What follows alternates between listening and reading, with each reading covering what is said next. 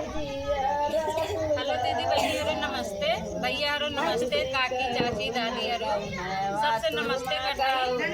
और एक भजन गावा जाता है। आज हम अपने दीदी की आई है शादी में, हमारे दीदी के लड़का की शादी है। एक भजन गावा चाहते हैं, आप सब पसंद करें, लाइक और सब्सक्राइब जरूर करें। जरूर करिए। ओ तेरी भला करे। आज हम